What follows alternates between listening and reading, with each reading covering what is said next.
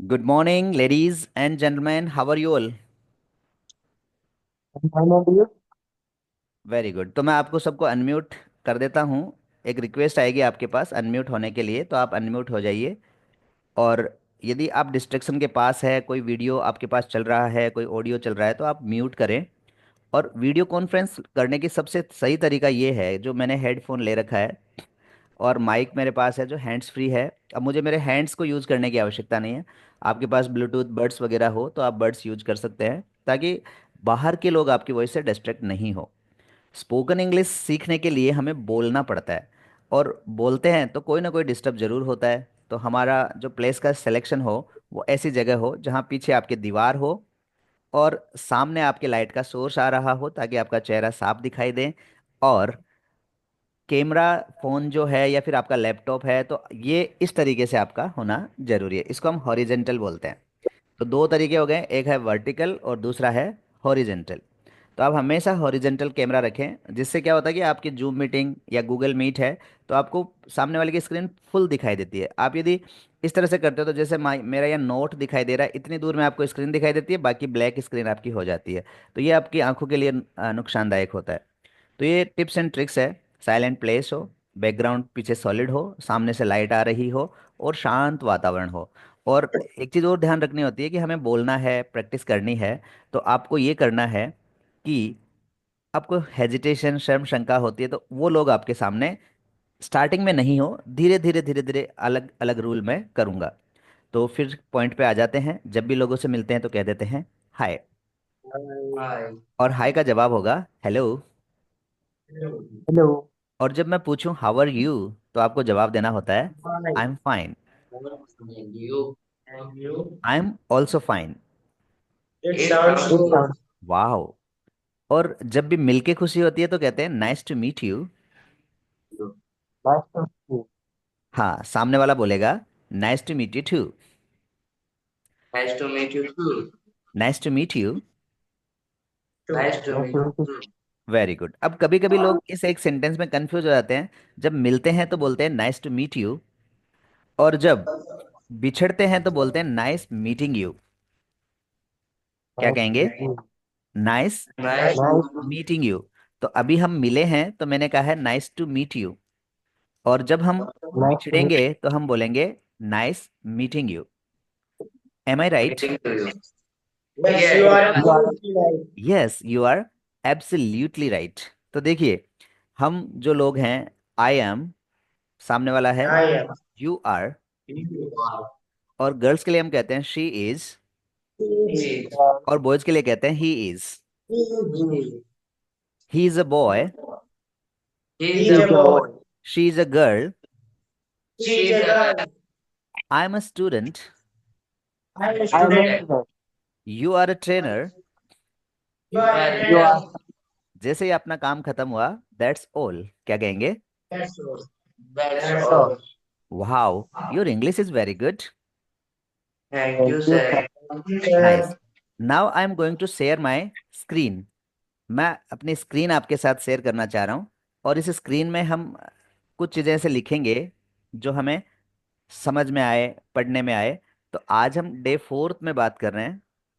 जिसका भी फ़ोन का स्पीकर फ़ोन ज़्यादा तेज है, वो प्लीज़ थोड़ी आवाज़ कम करें, क्योंकि हमें खुद को ही तो सुननी है। Well done.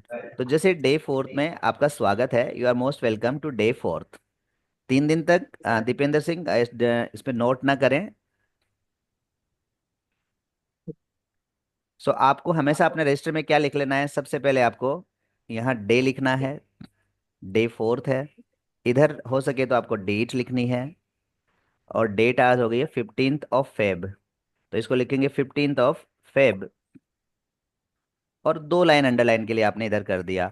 आप अपने इष्ट देव को मानते हैं तो बिल्कुल उनको जरूर याद करें, जैसे मैंने यहाँ लिखा है JMD। अब इनकी पावर इतनी ज़्यादा है कि हम इनको इसके अंदर रखेंगे, और जहाँ हमने लिखा है वहाँ के बजाय आप सबसे पहले इनको लिखें और फिर आपका डे लिखें। तो थोड़ा सा मैं करेक्शन कर देता हूँ, आई एम सो सॉरी। यहाँ हमने करेक्शन किया और मैंने लिख दिया डे फोर्थ। राइटिंग आपकी नीट एंड क्लीन होनी चाहिए। यदि आप अभी भी ये कह रहे हैं कि मैं राइटिंग इम्प्रूव करना चाहता हूँ, sorry for my bad writing, तो ये बड़ा, हाँ, अनुचित सा लगता है कि इतने साल हमें पढ़ते हुए हो गए और अभी तक हमारी राइटिंग क्लियर नहीं है। तो आपको राइटिंग क्लियर करनी है। Am I right?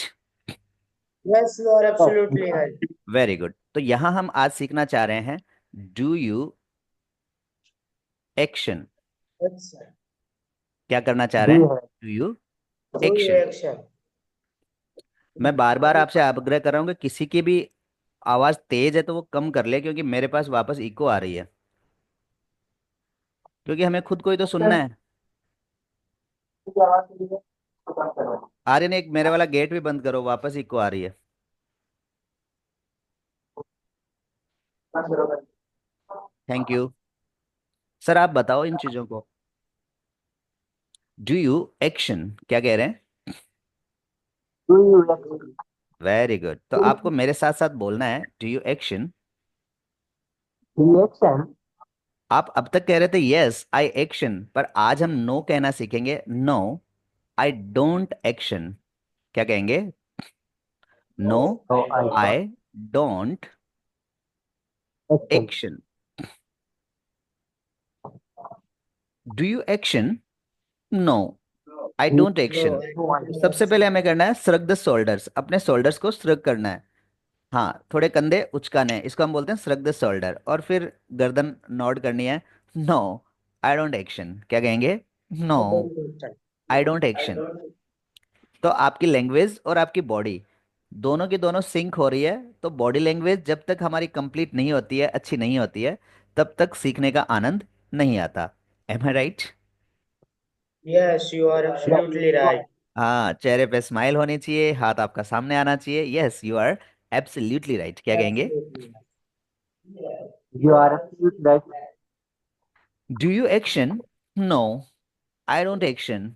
I, अब देखिए ये मैं डोंट कैसे बना, थोड़ा सा हम ग्रामर में आते हैं कि हमारे पास एक वर्ड है डू और एक वर्ड है नॉट। यदि दोनों को हम मिला देते हैं तो बन जाता है डोंट। do not. Don't. क्या बन जाएगा? डोंट। Don't. और जब हम फ्लो में बोलेंगे तो नेटिव स्पीकर्स इसे ज्यादातर क्या बोलते हैं? Don. I don't action. Don't. I Don't. Don't action. No, I don't. No, I don't. I don't go. I I don't don't go. Speak. I don't I not speak. speak. I don't write. I don't I, write. I don't say. I don't I say. don't. I don't play.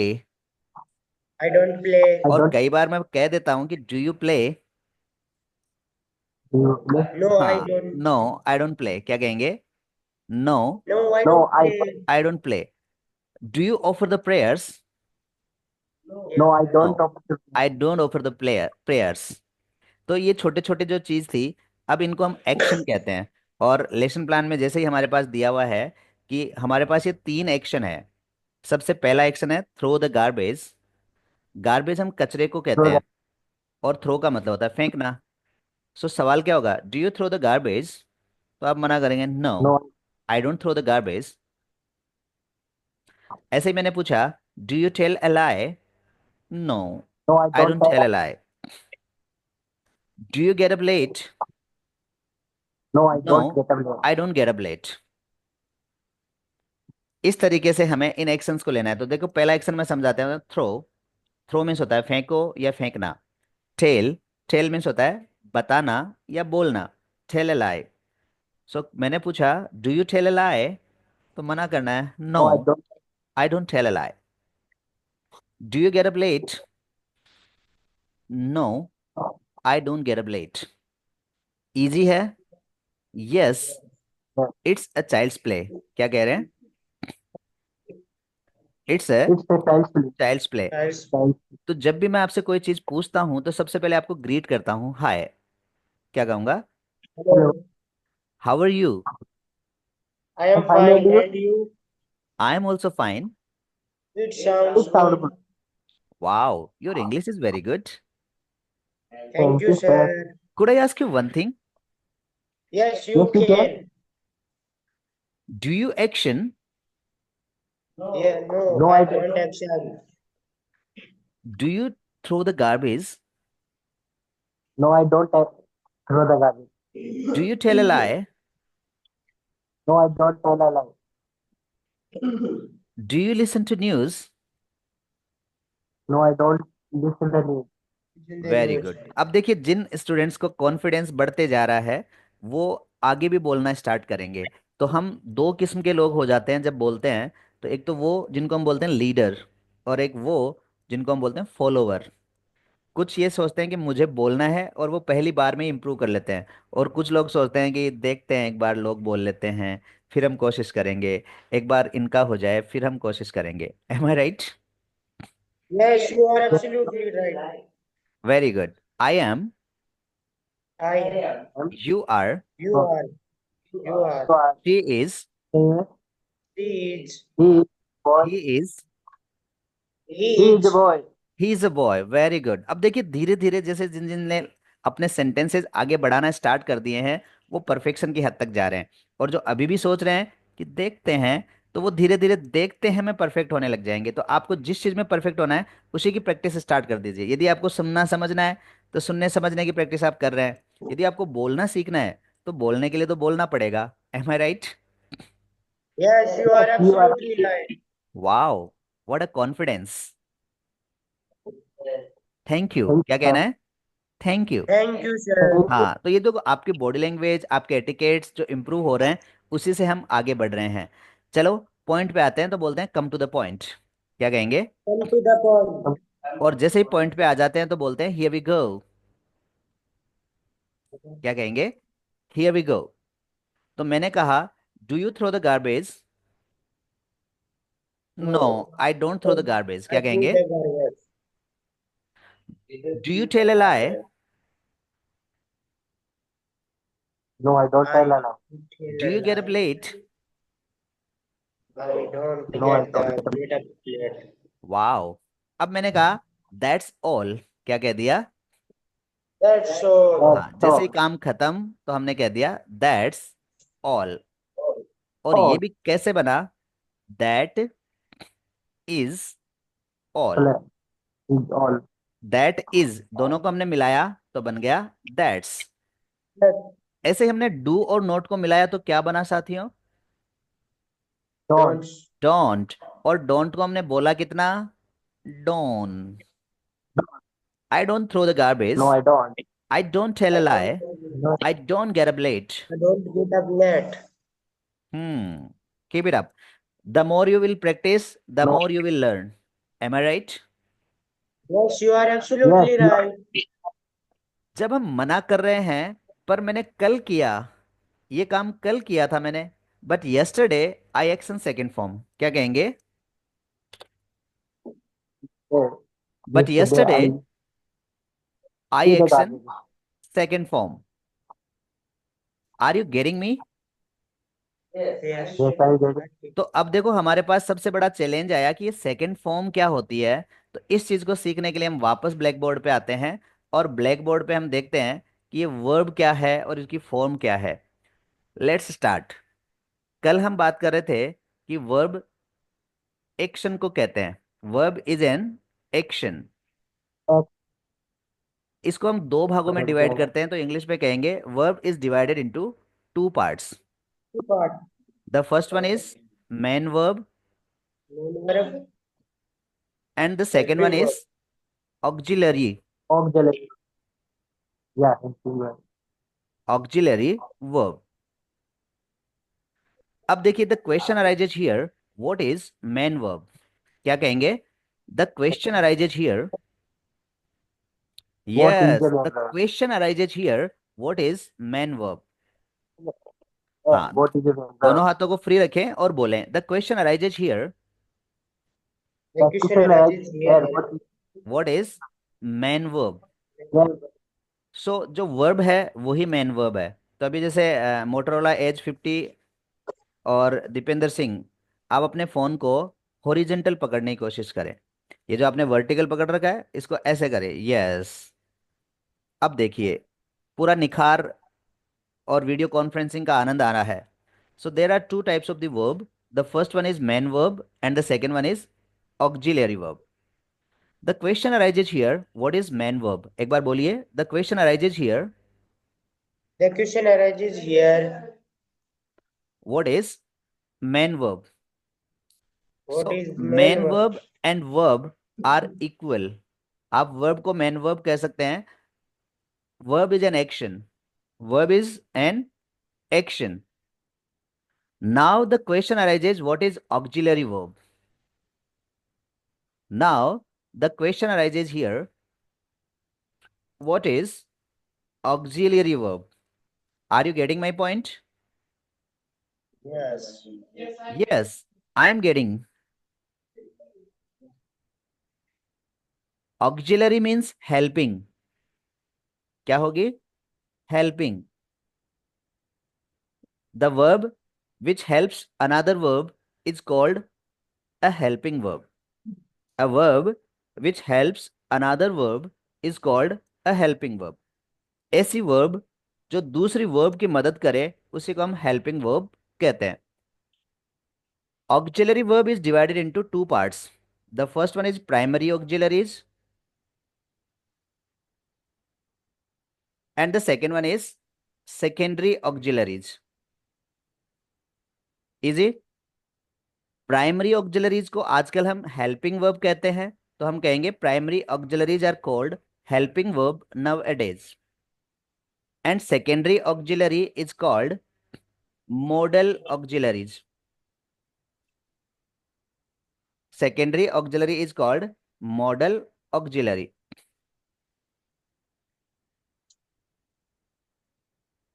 Modal auxiliary. Easy? अब helping verb कौन कौन सी होती है? एक तो आपने सुना होगा डू, एक आपने Touch. सुना होगा बी, और एक ने आपने सुना होगा हैव। तो डू को देखें तो इसके तीन रूप हमें दिखाई देते हैं, एक तो डू खुद, और एक इसका सिंगुलर फॉर्म डज, और ये पास्ट में बन जाती है डिड। ऐसे यदि हम बी को देखें तो बी में हो जाता है इज, एम, आर, और ये पास्ट में बन जाते हैं वॉज एंड वर। इजी?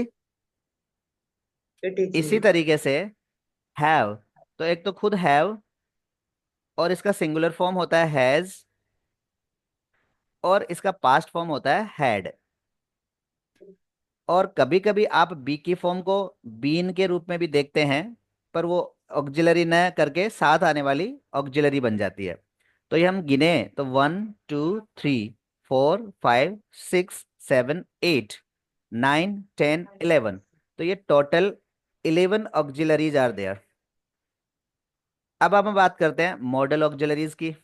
तो मॉडल ऑक्सिलरीज को मैं थोड़ा सा समझने के लिए साथ साथ लिख देता हूं, कि जैसे एक तो होते हैं सकना बताने के लिए, जिनको हम कहते हैं कैन, खुद, मैं, और माइट। ठीक है। दूसरा होता है चाहिए बताने के लिए,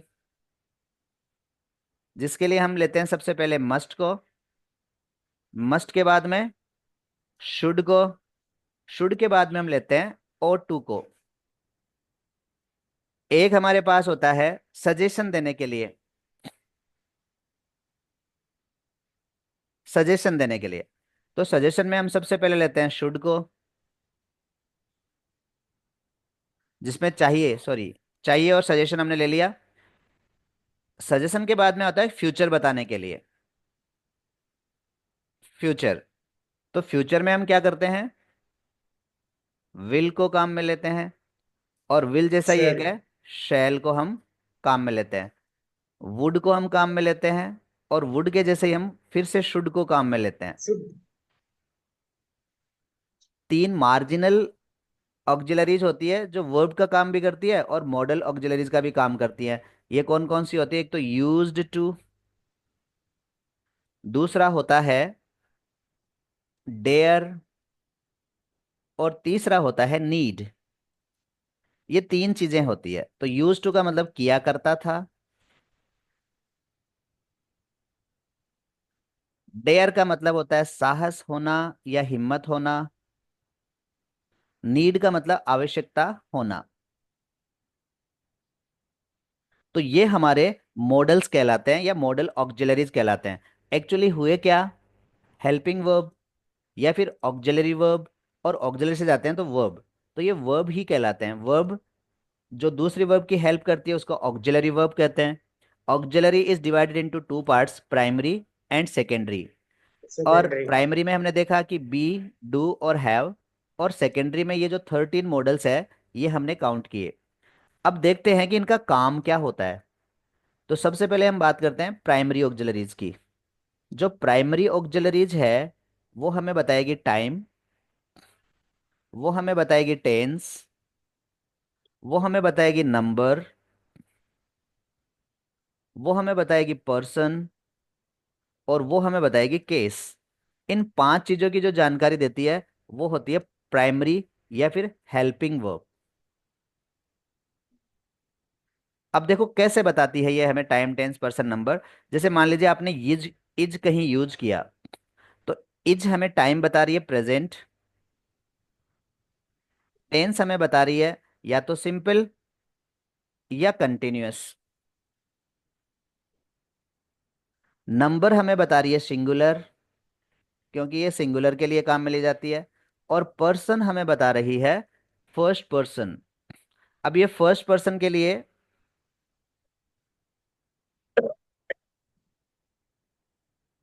और सिंगुलर के लिए आता है, थर्ड पर्सन हो और सिंगुलर हो। अब सेकंड पर्सन जो प्लूरल है उसके लिए आर आता है। तो ये पर्सन का ज्ञान हो गया, first person, third person, singular. और केस हमेशा हेल्पिंग वर्ब सब्जेक्टिव केस के साथ आती है, और किसी के साथ कोई लेना देना इसका रहता नहीं है। तो इतनी सारी चीजें हमें हेल्पिंग वर्ब से पता लगती है, time, tense, number, person, case. Are you getting me? बातें मेरी समझ में आ रही है? यस। तो अब आगे आते हैं हम वर्ब पे। Verb and main verb are same. These are also divided into two parts. The first one is auxiliary and sorry, I'm sorry. The first one is transitive. The first one is transitive and second one is intransitive. अब देखिए transitive क्या होती है। Transitive means plus object, और intransitive means minus object. थोड़ा सा simple भाषा में समझने की कोशिश करते हैं। जैसे मैंने एक सेंटेंस लिखा, आई रन, मैं दौड़ता हूं। अब इस सेंटेंस में क्या दौड़ता हूं, ऑब्जेक्ट की हमें आवश्यकता ही नहीं हो रही। तो जहां ऑब्जेक्ट की आवश्यकता नहीं हो रही है वो इंट्रांजिटिव वर्ब कहती है। पर दूसरा मैंने लिखा, आई टेक, अब आगे सवाल आ रहा है कि क्या लेते हो, तो मैंने कहा टी। तो जहां हमें ऑब्जेक्ट की जरूरत पड़ी उसको हम कहते हैं ट्रांजिटिव वर्ब। तो इंट्रांजिटिव ऑब्जेक्ट की आवश्यकता नहीं है, और ट्रांजिटिव में ऑब्जेक्ट की आवश्यकता होती है। या फिर दूसरे तरीके से कहें तो जिस वर्ब के साथ ऑब्जेक्ट होता है वो ट्रांजिटिव होती है, और जिसके साथ ऑब्जेक्ट नहीं होता वो इनट्रांजिटिव होती है। Am I right? Yes, you are absolutely right. Very good. अब देखो सबसे कॉमन चीज जिस चीज के लिए हम आए थे, वर्ब के फॉर्म्स। सो वर्ब के फॉर्म्स, कितनी फॉर्म्स हो सकती है एक वर्ब में, वर्ब, और या फिर आप कह सकते हो फॉर्म्स ऑफ द वर्ब। अब देखेंगे कि नॉर्मल रूप से हमें एक वर्ब के 5 फॉर्म दिखाई देते हैं। उसको बोलेंगे first form, second form, third form, fourth form और फिफ्थ फॉर्म। ये 5 फॉर्म तो हमें दिखाई देते हैं, बाकी होते हैं 14 फॉर्म। कैसे होते हैं अभी देखो, हम 5 मिनट्स में 10 मिनट में इनको समझने की कोशिश करते हैं। आपने इसको कहा फर्स्ट फॉर्म, तो समझने के लिए ये first form, second form, third form, fourth form, fifth form easy है। जब इसको ग्रामेरियन पढ़ाते हैं तो इन्हीं फॉर्म को हम क्या कहते हैं, प्रेजेंट टेंस। इस फॉर्म को क्या बोलेंगे, प्रेजेंट टेंस। सेकंड फॉर्म को क्या बोलेंगे, past Past, tense. Third form को क्या future, बोलेंगे, future. फ्यूचर नहीं, पास्ट पार्टिसिपल। क्या बोलेंगे, पास्ट पार्टिसिपल। और इसी तरीके से इसको बोलेंगे प्रेजेंट पार्टिसिपल, फोर्थ फॉर्म को। और जो फिफ्थ फॉर्म है इसको हम बोलते हैं इन्फिनेटिव। इन्फिनेटिव। अब क्यों है, इनके बारे में हम जानते हैं। मान लीजिए आपने एक वर्ब लिया गो। क्या वर्ब लिया? गो। तो सेकंड फॉर्म क्या होगी? वेंट। थर्ड went, फॉर्म क्या होगी? गोन। फोर्थ फॉर्म क्या होगी? गोइंग। going और फिफ्थ फॉर्म क्या होगी? To go. to go. अब देखिए इनका मीनिंग देखते हैं। गो का मतलब क्या होता है? जाओ। जाना, जब भी आप गो को बिना किसी लाग लपट के बोलते हो तो ये इसका मीनिंग होता है जाओ, जाओ। पर इसके साथ यदि आप सब्जेक्ट लगा देते हो, इसके साथ क्या लगा देते हो? सब्जेक्ट। तो इसका मतलब हो जाता है, थैंक यू, जाओ, जाता हूं। क्या हो जाएगा? जाता हूं। ऐसा ही जाता है, या लड़की बोल रही है तो हो जाएगा जाती है। जाती है, और यदि प्लूरल में होते हैं तो हो जाएगा जाते हैं। क्या हो जाएगा? जाते जाते हैं, हैं। ये इतने फॉर्म हो गए इनके। तो जाता के लिए भी ये आता है, जाता हूं के लिए भी ये आता है, जाती है के लिए भी यही आता है। और इसे काम में लेते हैं। इसकी सिंगुलर फॉर्म हो जाती है गोज। क्या हो जाती है? goes, goes. go, very good. अब आते हैं वेंट। वेंट का मतलब हो गया गया।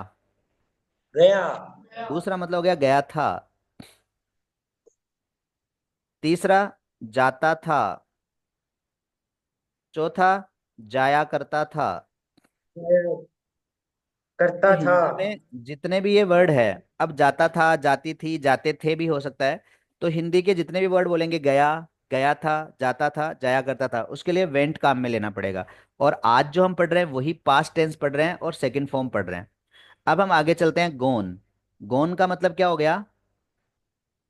जाना, जा चुका। जा चुका, जा चुका। अब जा चुका, जा चुकी, जा चुके, ये तो होता ही होता है। इसके साथ साथ क्या हो जाएगा? गया हुआ। जा चुके, गया हुआ। हुआ, अब ये जो गया हुआ है ना, ये एडजेक्टिव कहलाता है। क्या कहलाता है? एडजेक्टिव। क्वालिटी, विशेषता। तो गया हुआ के आगे हमने लगा दिया एडजेक्टिव। ऐसे ही कोई टूटा हुआ है तो उस चीज को हम बोलते हैं ब्रोकन। समझ रहे हो? जैसे कोई चीज टूटी हुई है तो थर्ड फॉर्म में उसको काम में लोगे, ब्रोकन चेयर। ऐसे ही दरवाजा खुला है तो आप कह सकते हो ओपन्ड डोर। तो ईडी लगाई और आपने इसकी क्वालिटी बना डाली। तो ये क्वालिटी बनाने के काम में आता है, इसको हम एडजेक्टिव भी कहते हैं। तो ये थर्ड फॉर्म एक तो पास्ट पार्टिसिपल बन गया, एक एडजेक्टिव का काम भी कर गया। ऐसे ही आपने सुना होगा स्पोकन इंग्लिश। Spoken English. तो हमेशा ध्यान रखना है, स्पोकन इंग्लिश ही होगा, इंग्लिश स्पोकन नहीं होगा। इजी। तो ये थर्ड फॉर्म इतना काम कर रही है। गोइंग का मतलब क्या होता है साथियों? जा रहा। शाबाश। तो जा रहा होता है, वहीं जा रही, जा रहे, जा रहा हूं, ये सारे इसके मीनिंग होते हैं। क्या गोइंग का मतलब जाते हुए भी होता है? गोइंग का मतलब जाते हुए। जाते हुए, हाँ होता है। इसी को एडजेक्टिव कहते हैं। जैसे मैंने आपको गाते हुए सुना तो आई हर्ड यू सिंगिंग। हो गया ना, गाते हुए। ऐसे ही गाता हुआ लड़का, सिंगिंग बॉय। मैंने एक गाता हुआ लड़का देखा, आई सा ए सिंगिंग बॉय। ठीक है। ऐसे ही मैंने एक खेलती हुई लड़की देखी, आई सा ए प्लेइंग गर्ल। तो ये आईएनजी फॉर्म भी एडजेक्टिव का काम करती है। क्या कभी आपने आईएनजी का नाम जाना सुना है? जाना। गोइंग मीन्स जाना। यदि सुना है तो बोलें यस। चलो देखो मैं बताता हूं, इस एग्जाम्पल से समझते हैं हम। Saying is easier. Saying is easier than doing. अब देखो सेइंग का मतलब होता है कहना, और डूइंग का मतलब होता है करना। यदि हम इस सेंटेंस को पढ़ेंगे तो हम पढ़ेंगे कि कहने से, सॉरी, करने से कहना आसान है। समझ रहे हो? ऐसे ही आपने देखा होगा smoking is injurious. Smoking is injurious to health. तो धूम्रपान करना स्वास्थ्य के लिए हानिकारक है। तो देखो, धूम्रपान करना, करते रहा या करते हुए कर रहा नहीं होता, इसका मतलब करना होता है। तो गोइंग का मतलब जाना होता है। इसी फॉर्म को हम अगली फॉर्म कहते हैं जेरंड, GERUND। तो इसका एक तो नाम हो गया पास्ट पार्टिसिपल, एक काम आ रही है कंटिन्यूस टेंस के, एक एडजेक्टिव के, एक ये जेरंड। अब जेरंड का दूसरा नाम है वर्बल नाउन। तो ये जो वर्ब है, ये नाउन के रूप में भी काम में ली जा सकती है। Point to be cleared. I hope आपको बातें समझ में आ रही है। और लास्ट में हम बात कर रहे हैं गो, टू गो की। तो टू गो का मतलब भी क्या होता है? जाना या के लिए जाना। तो ऐसे जैसे मैं यहां पढ़ने आता हूं, तो आप क्या कहेंगे? I come here, I come here to study. I come here to study, मैं यहां पढ़ने आता हूं। ऐसे ही आई वेंट टू सी, मैं देखने गया। आई वेंट टू सी। तो ये जो टू सी है, टू स्टडी है, ये इसी तरीके की फॉर्म्स हैं। प्लीज महेंद्र, मत डोंट डू। चलो मैं रोक ही देता हूँ आपको। लो, अब नहीं कर पाओगे, अब लिखो आराम से। I went to see. तो ये देखो, I went to see, N नहीं आएगा, sorry. I went to see, I went, I came here to study. ये हमारे 5 फॉर्म हो गए। तो इस तरीके से आप वर्ब की फॉर्म को जानोगे। पर यदि हम टेंस, पास्ट टेंस की बात करते हैं, तो हमारी ये सेकंड फॉर्म ही काम में आएगी। तो हम वापस लेसन प्लान पे आते हैं, और हम यहाँ करते हैं कि थ्रो। यदि इसको पास्ट में कहेंगे, तो ये सेकंड फॉर्म में क्या हो जाएगा? ये हो जाएगा THREW, थ्रू। ऐसे ही क्या हो गया? टेल का हो गया टोल्ड, और गेट का क्या हो जाएगा? गॉट। तो अब हमें ये बोलना है, मैंने पूछा do you throw the garbage on the road, तो आपको कहना no, I don't throw the garbage on the road, but yesterday I threw the garbage on the road. क्या करेंगे? But yesterday I threw the garbage on the road. Do you tell a lie? No, I don't tell a lie, but yesterday I told a lie. Do you get up late? No, I don't get up late, but yesterday I got up late. Is that clear? Yes, that's clear. तो आज की class इतनी ही। फिर मिलते हैं, तब तक के लिए बाय बाय, सी यू।